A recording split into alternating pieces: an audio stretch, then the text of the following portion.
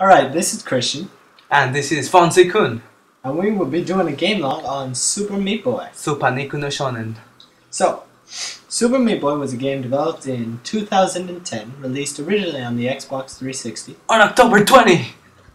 made by Edward McMillan.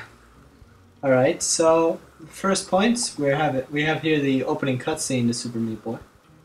It's you've got your typical bad guy, Dr. Fetus. and you've got your good guy, your hero, Super Meat Boy, who has to defeat Dr. Fetus to save Bandage Girl. Yeah, which would be the heroine of the game. And your whole reason for doing all that shit. Story-wise, very simple, but considering the style of game, I actually like the fact how simple it is. It just doesn't distract from it, and it gives you something to think about. As you can see, art-wise, this game is very distinctive from other games of its kind by making it quite simple, to be honest. But it's quite effective. You'll also notice, even though it's got a very cutesy feel to it, the visuals are generally quite disturbing. Gritty. Yes, very bloody too. So here we have Dr. Fetus in the cutscene, the forest. So here we're going to have just the opening levels. Frankly, just very easy levels to learn how to play. You see you move very quickly, and it's all about precision. An important aspect of this game is platforming, in this sense that you have to wall jump plenty to get to your objective, being Bandage Girl. The difficulty curve of the game is actually Quite acceptable. very acceptable. It starts very easy and very slowly progresses to impossibly difficult. Ah, right. For example, in that last level, the purpose of it is to teach the player the techniques of jumping. Alright. Otherwise, Let's see. wall jumping again. Plenty of it. What makes this a good game or a bad game? Well, the art style, very fun to look at all times. I don't think I ever really get tired of it. The fact that you can respawn as soon as you die, it's very good because it's all about trial and error, and it's fast. It has a fast progression at it. Yeah, you've got very short levels with very immediate respawns. So they're challenges that you only need to pass once. Apart from that, the characters are quite likable, as in simple design-wise, but still you sort of like the cartoony feeling to it. As for level design, you can see, well, right here, the great variety in levels and challenges that you have to face. In other words, there are plenty of things that can kill you. It's very fun. Just if you, Whoa! if you notice there, we just kind of flew through a wall. Glitchy. Game, at least program-wise, whenever it lags, objects will keep moving, and this could take away from the game or just kind of add to the fun. So, conflict. Well, see, conflict-wise, we have Dr. Fetus. He took Bandage Girl. You're looking for her. So now you have to go to these impossible levels to some extent to rescue her. And that's the main motivation of the game.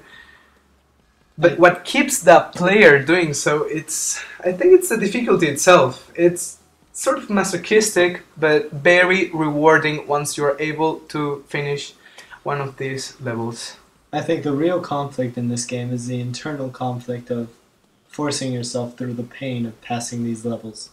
You know what? I think that the whole thing of this game, it's, the feminist rights. Feminist rights, yes. Yes. Moving on.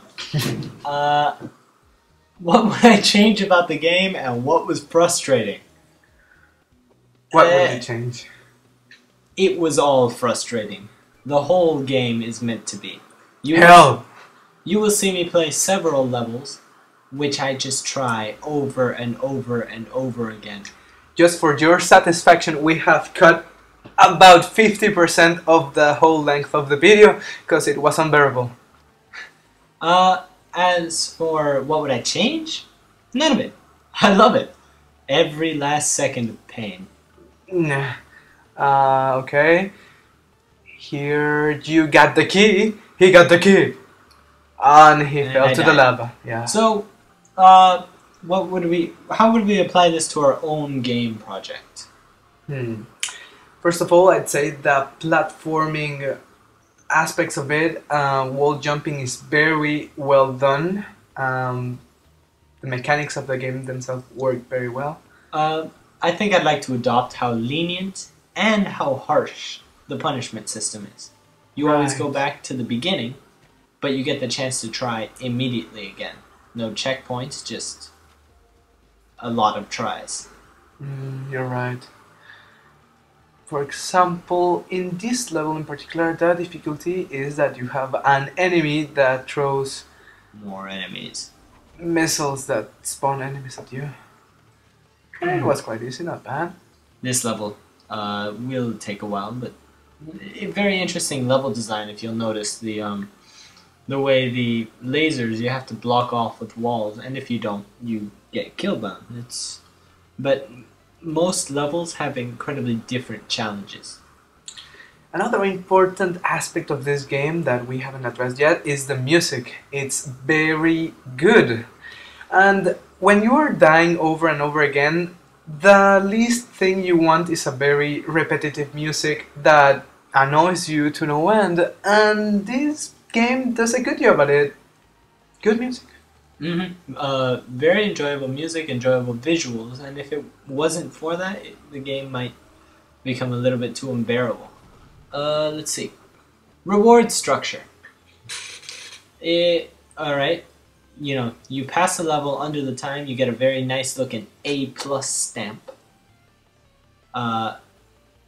So far as rewards go, actually, I think it's the... You kind of get punished for not passing all the levels, at best. About social interactions with this game, well, it lacks multiplayer, local multiplayer, which I guess it's fine for this sort of game. It could be very difficult if it was applied in a local multiplayer, and at least you have a global high score regarding time, so you can try beating your highest marks or other people's. Alright. Game's use of cutscenes. There's a cutscene when you start every world. Not really much to say there. They're very, again, very nice visuals, very pleasant. And here we go, that hell stage. So, hell levels are approaching the last worlds, and right here you're going to see the dark versions of the levels. These levels are incredibly difficult. Asian level, man. And now you'll watch about a good while. I think I played this for 10 minutes before giving up. I couldn't even pass it. Nope, we're not Asian after all. But it's very fun to look at. So, that's Super Meat Boy. In a nutshell. Oh, something important that I forgot to mention. Besides just passing the levels themselves, you also get collectibles. Like, for example, that little band-aid you have there. You may not be able to see it too well. Yeah, you got it. Because it's dark, the level. But you collect bandages in levels, and they just greatly increase the challenge. There are also several characters. Characters are... they all have their own special power, but not very useful in any sense. Mostly Meat Boy is the fastest and can pass every level. Give me your soul. What? This has been Christian and Alfonso, signing off.